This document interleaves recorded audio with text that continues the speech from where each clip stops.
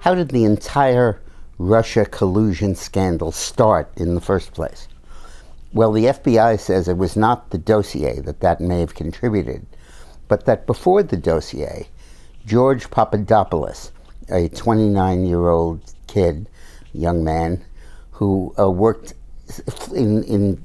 distantly in the Trump campaign. He occasionally showed up at some meetings, but never had contact with Trump himself. And he was in a pub in Britain, and he got in touch at the pub, or by accident met an Australian diplomat who used to be the foreign minister of Australia. And he was bragging about the Trump campaign, and he talked about how they're coordinating with the Russians, colluding with the Russians. And it was sort of drunken ballroom talk. And that it's allegedly that conversation that was the basis for the FISA warrants being issued to spy on Carter Page and other members of the Trump campaign, and ultimately, in effect, on Trump himself. Now, how did that barroom pub meeting take place? This is a 29-year-old young man without any portfolio and anything, sitting down and chatting with the former foreign minister of Australia. Well, there is increasing suspicion that it was a British spy who arranged that meeting.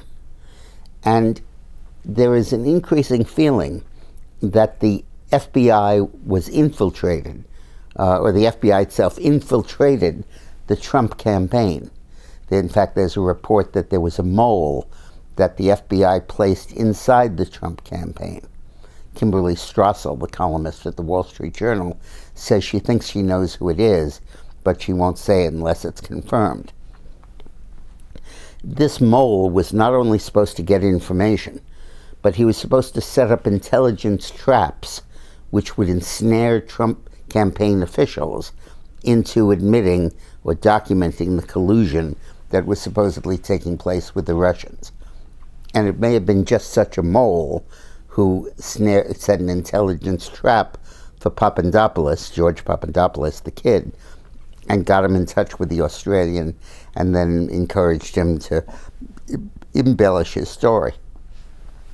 Now, all of that goes back to a contention that Eileen and I made in our book, The Rogue Spooks, which detailed the potential of British involvement in trying to change the election in the U.S. against Trump. The idea was that Trump had supported Brexit and tended to oppose the European Union, and that the British establishment was very upset about it, was worried that he was too close to Putin, and was worried that he would sort of disarm the U.S. in what they saw as Cold War II. This theory of the British mole in the FBI could really substantiate that. Now, Nunes, the chairman of the House Intel Committee, and Kurt Gowdy, the chairman of the House Oversight Committee, both requested the FBI to furnish the information surrounding this mole. And the FBI refused, and they threatened to hold the FBI in contempt. And Ryan said basically the motion will pass the House if it's offered. And that got the FBI to back down. And they're now meeting with Gowdy and Nunes in private to tell them who the mole is and tell them the story.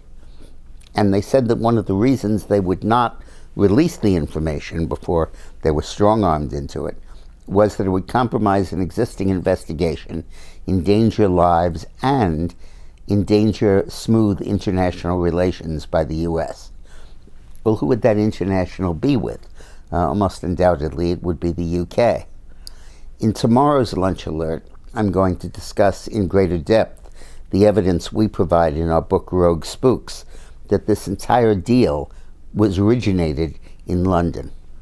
Thanks for watching.